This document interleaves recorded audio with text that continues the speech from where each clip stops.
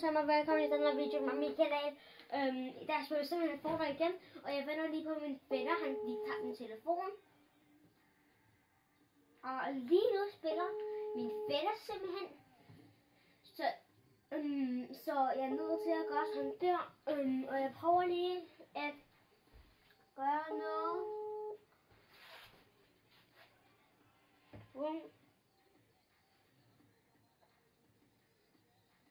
For at gøre det her. Fordi hvis jeg ikke kan tage telefonen, det her er nok en helt stille video.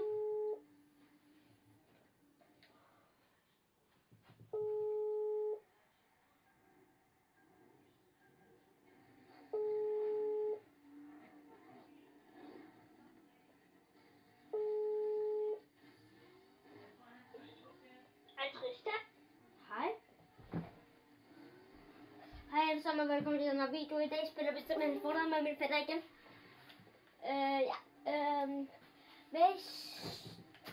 Hvis det her det bliver en meget så... Ja, hvis det her det måske bliver en ikke så god video. Hej, i dag spiller mig og Mille simpelthen Fortnite, som I nok kan høre. Og her i Fortnite, så kan der jo rigtig mange ting. Men en ting, som jeg ved, der ikke sker, det er, at jeg skal lave en ny ting med mit selv. Hvad? Jeg skal lige sige noget til dem. Hvad skal du? Jeg skal lige sige noget til dem. Okay. Dem, som der ser helt det her. Okay, sig det.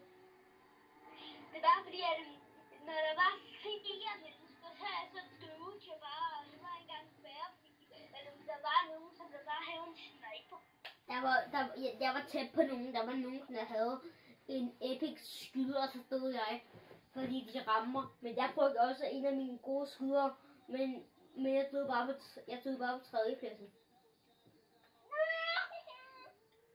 Jeg var her for ham. You run. Så alle dem, som der bare ser det her, prøver at være venner med mig og Tristan. Hvis I gør, så måske kan vi godt hjælpe jer med at vinde.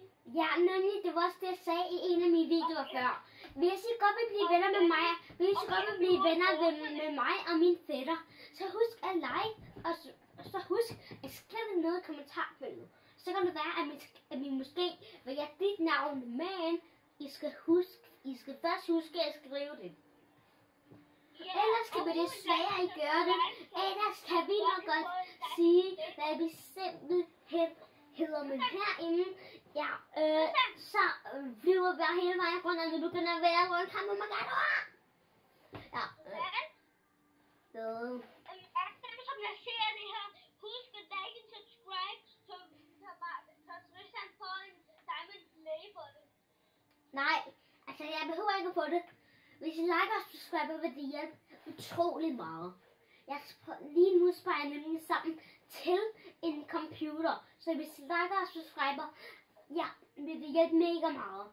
Min far sagde, at hvis jeg kommer op på 1000 subscribers, så vil han give mig 1500 kroner. Så skynd jer at subscribe, hvis I godt vil se bedre video, hvis I godt vil se bedre videoer af mig spille Fortnite. Husk at like og subscribe. Hvad laver vi deroppe med? Men skal vi dræbe en boss? Ja, hey, skal vi ikke gå ned til den der guldboss på? Den der gode boss? Hvorfor en? Den der arver i isbanen? Nej, ikke den. Hvem? Den er super dårlig. Den har vi jo dræbt mange gange. Kom nu, Mille. Hvad er en? Okay, men så hopper du af, når jeg hopper af, okay? Vi den er over Peter Griffin. Ja, Peter Griffin, du er så dum. Peter Griffin er så dum. Han giver aldrig at være så god. Han er så dum, så det er en robot. Hey, Tina, kom i shade, dominate. I eliminate myself. When I will die, baby, so I eliminate myself. Så har jeg engang en YouTubers merchandise på, bro. Hvad? Og hvorfor er jeg så dum? Bro, så må bare knald på. jeg er lige glad, at man ikke får flyve så i det her bane er nok lige lidt luge. Fordi at jeg har ikke spillet det her i sådan 5 timer. Så det betyder sådan, at jeg er en ret nude. Men ellers så i morgen klokken 4 kan jeg nok love jer. I morgen klokken 4 kan jeg nok love jer, at der kommer en video. I morgen klokken 4 skal jeg nok love jer, at der kommer en video ud. Hvad sker der? Der er en anden menneske over. Altså, jeg lander over i en af de andre hus. Jeg er gået ind i Peter Griffins hus. Jeg er ikke i Peter Griffins hus. Seriously? Seriously? Kom nu. Tristan, du skal skynde dig ind i Peter Griffins hus. Du er ikke godt i 3 i jeres døgner. Ja, jeg er derinde. Fordi Tristan, jeg har fundet en menneske. Der er en rigtig menneske. Det er ikke Peter Griffins venner. Jeg fandt en rigtig menneske, som var overopbildet. Lige nu har jeg 2 skudder for en af de andre steder. Jeg er nemlig over.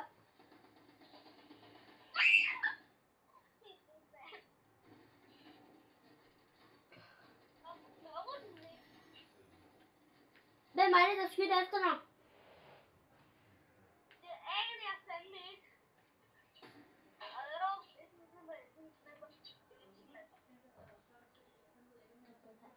Men vi kan i hvert fald skynde os. Jeg tror, hvis vi kan dræbe Peter Griffin, er vi nødt til at gøre det nu.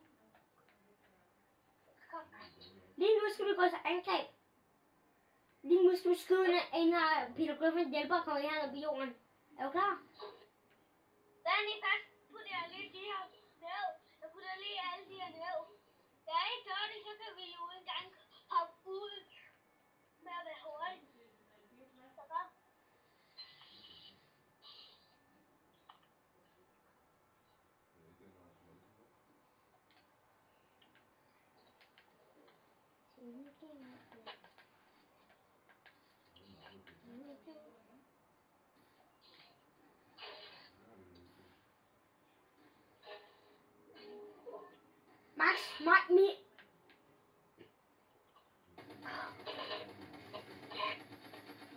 Jeg tror sgu ikke, at vi når det, Milo. Men vi kan nå at bevæge mig rigtig meget hurtigt, fordi stormen kommer allerede nu, Milo. Vi er nødt til, at du skal... Milo, kom her, løb!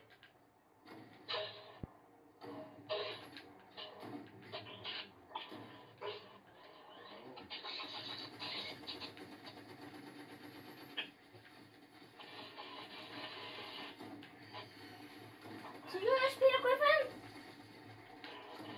Are you surreal right now, bro?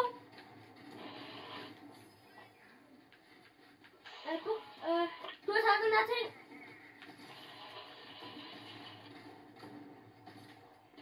Er du løbet? Ja, jeg er løbet. Tristan, skynd dig. Jeg kommer nu. Vi skal ikke tabe. Løb. Mangler du liv? Nej, ikke så meget, men jeg mangler stadig lidt. Jeg har mistet rigtig meget liv.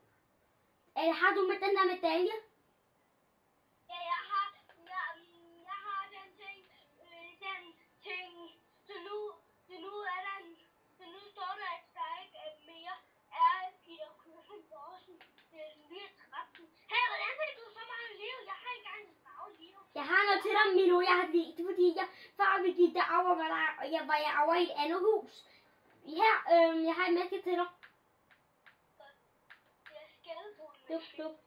Duk, her, mælke. Er du gal, mand? Milo, seriøst? Milo, løb efter mig. Stoppen er rigtig tæt på os. Har du fået hans sniper? Har han en sniper, eller hvad? Ja, det har han. Jeg har taget dem. Godt, det var bare fordi, at jeg tænkte på, at vi ikke kan tage alle ting. Det har vi. Ja, det har vi. Men altså, vi har gjort helt. Kunne du huske dengang, når vi træffede Peter Griffin Borsen, min søn har 2 brødre, mig også, så er jeg så død i begge. Ja, det kunne jeg godt huske. Altså, vi nåede lige præcis at dræbe Peter Griffin-bossen, og så skete det bare. Det var super irriterende. Ja, men denne gang skete det ikke. Denne gang fik vi lov til at dræbe ham, og så skal vi være i live. Men i dag har jeg også dræbt rigtig mange andre bosser. I dag har jeg spillet uden dig, hvor jeg også har lavet en YouTube-video, hvor jeg bare dræbt bosser. Men i hvert fald, hvis I så det derude, eller jeg tror ikke rigtigt, I kan se det, fordi der er så meget lys, ellers har mig og Milo lige dræbt Peter Griffin. Og Peter Griffin, den stærkeste boss, som vi lige har dræbt. ja, vi har dræbt en af de sværeste bosser i hvert fald, det er Peter Griffin. Eller, jeg synes faktisk Peter Griffin er en af de letteste. Ja, men Fordi han har det der tag, men det er også derfor, jeg lærer, hvordan man kæmper imod ham. Ellers vil jeg synes... Jeg synes, Peter Griffin er en af de nemmeste og en af de stærkeste bosser. Han har sådan lige ved siden af ham, og vi dræbte ham lige meget hvad. Også selv hvis det er godt. Jeg tager lige sådan noget... Jeg tager lige noget shield.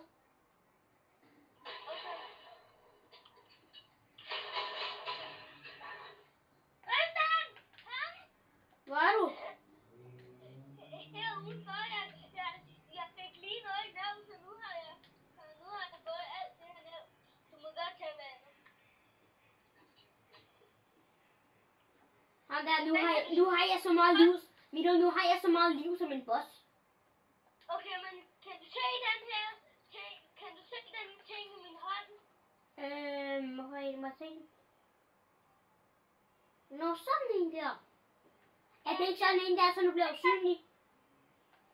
Hvis nogen kører i en bil, og du har sådan en her, så kan du kaste den på bilen, og så er det nemlig, at bilen stopper med at køre. Ja, det gjorde du også med en motorcykel en gang af mig.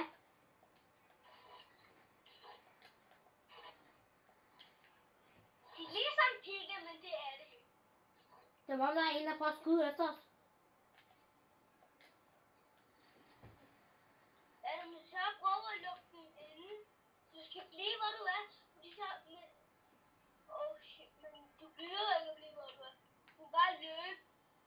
Den hurtigste vej til at komme med personen, det er hvis man køber. Ja. Det er hvis man er en bil. Ja, det er okay, hvis du kommer til at komme ned og grave, for jeg kan godt det gøre. Nej, fordi... Men du skal ikke komme ned og grave. Fordi den her dag i Fortnite prøver vi bare jorden og levende. Og det gjorde vi også til de andre. Men så tabte vi. Og i dag gør vi alt, hvad vi kan.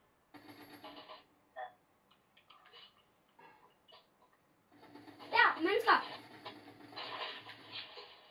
Han er en smakker.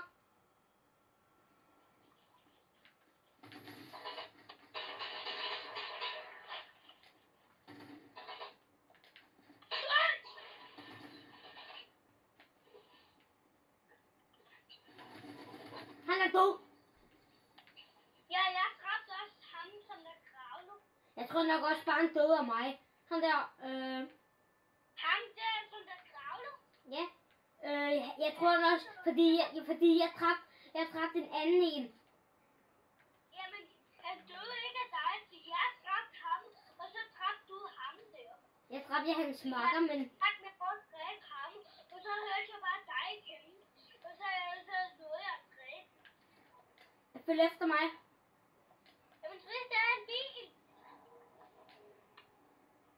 Jamen, bilen, vi er nødt til at gå gennem den her by, så.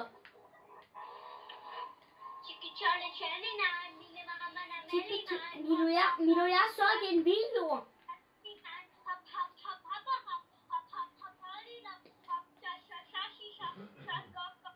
Og bare lige så I ved det, YouTube. Og husk også at like og subscribe til alle mine fætters videoer. Han har allerede lægget 98 han har allerede lægget 98 videoer op, og han er næsten lige startet. Milo, du skal seriøst skynde dig, ellers dør du af stormen.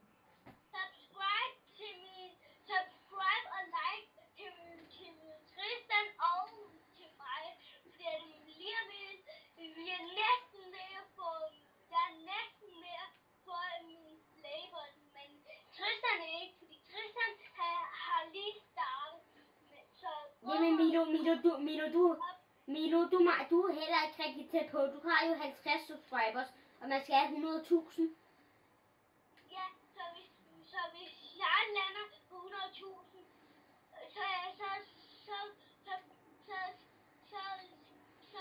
så lover jeg, at måske kan I være med i min video heller i bare hvis I møder med os herovre, heller ikke herovre. Og hvis I godt kan lide at dræbe bosser i Fortnite, så må Milo rigtig gerne være med. Men I er bare nødt til at sige, hvad I hedder, ellers kan vi det ikke.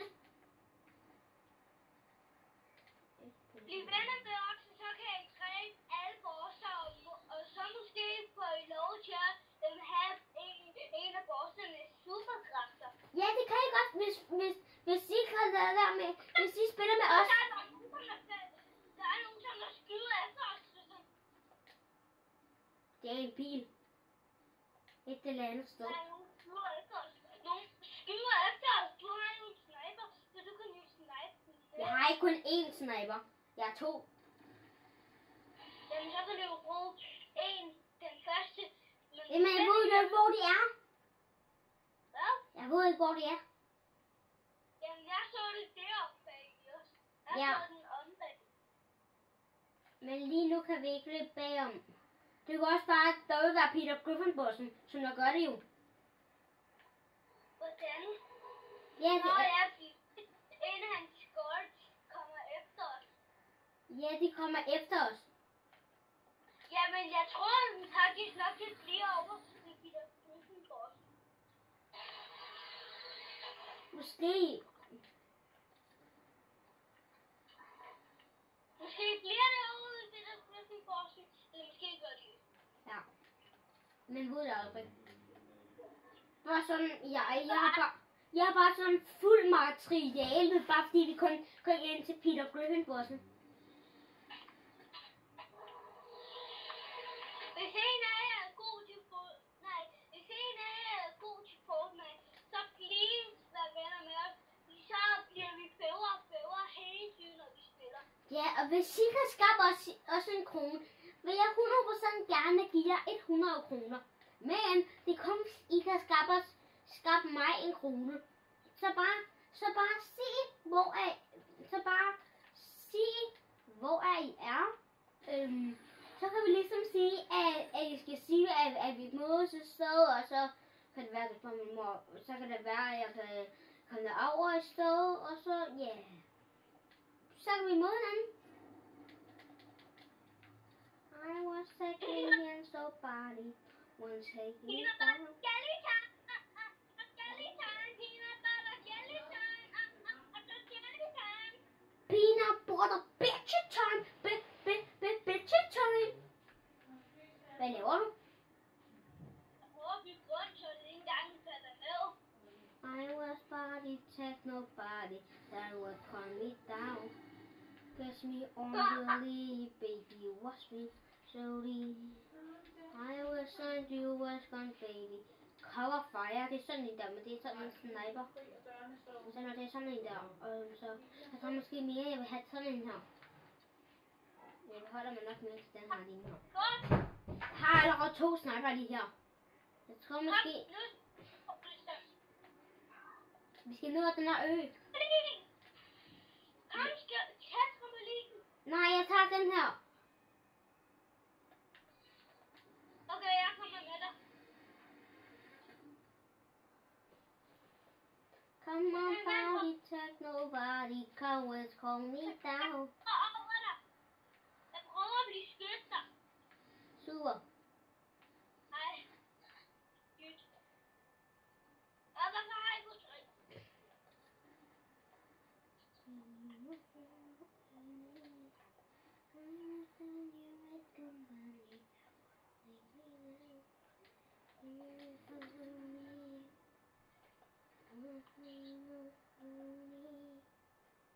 I want thank me, take me body, rush onto me down. I be rocking up early. Du elsker Tristan! Hvor? Nu nej, der er 5. Hvordan kan der være 5? Fordi at vi er 2. Så vi skal ligesom dræbe 5.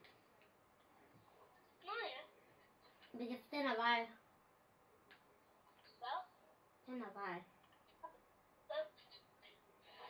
Du ved godt, jeg kan jo ikke se jer, når jeg er ved at gå en anden vej, så du er jo nødt til at sige, den her vej. Det gør jeg også. Nej, du er ikke igen. 3, 2, 1. Nu har vi et sted, hvor vi skal løbe hen. Vi skal løbe den her vej. Nu går jeg sådan her i vandet. Hvor kan vi stå? Vi er her sammen. Ja, what Jesus Christ. Hvor sejt I op. Heroppe er toget. Vi skal jo ikke på toget. Toget går jo på hele natten. Så toget går også ind i storm. Det skal du bare flyve, fordi så er det godt på. Det ved jeg da godt. Nej, du dør, hvis du går på den. Jamen, jeg går ikke på den. Prøv bare at gå på den. Man kan stadigvæk være på den flyvende ø, uden at dø. Du dør, hvis du... Ej, hvorfor? Ej, der er kun en hel. Der er kun en hel. Der er kun en hel. Oh, Jesus Christ. Was sighting all of the highway. Stop, hop, alle kan jo se dig, og så ramme dig. Ja, 5 mennesker. Vi er 2 af de mennesker. Mm. 1, 2. Er der så 2 mennesker, eller hvad? Nej, det er 2-1, så vi skal imod et hold og et andet menneske. Jeg bliver bare ved med at hoppe, bare fordi jeg ved, at alle mennesker kommer den her vej. Så stop med at hoppe. Nej, fordi alle mennesker kommer den der vej. 4 mennesker. Det er også imod et andet hold.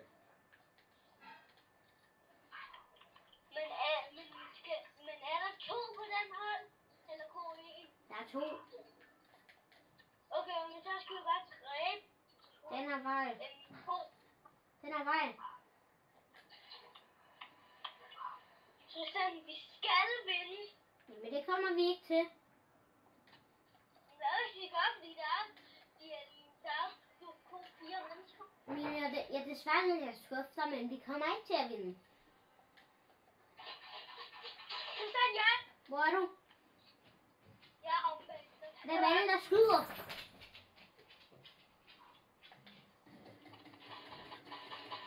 Hvem er det, der skyder? Hvor er det? Der. Hvor er den anden? Det ved jeg ikke. Vi skal dræbe den aller sidste. Nu er jeg taget Peter Griffin skyder på. Godt. Det er den, vi skal bruge nu. Ja, den skal vi bruge. Jeg skal jo være den, som der er aggressiv. Fordi jeg har jo Peter Griffin. Jeg kan se den aller sidste menneske. Hvor er han? Ja.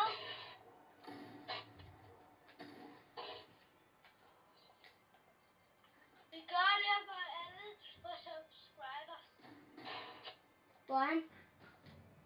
Hey, Ja, Milo! Kom nu, Milo! Kom nu! Ja, Milo! Jeg dræbte den sidste med en Peter Griffin sniper! Kom nu, Milo! Ja! Kom nu! jeg skal lige prøve at stikke min skin. Kom nu! Ja! Har vi vand? Peter Griffin! Du har...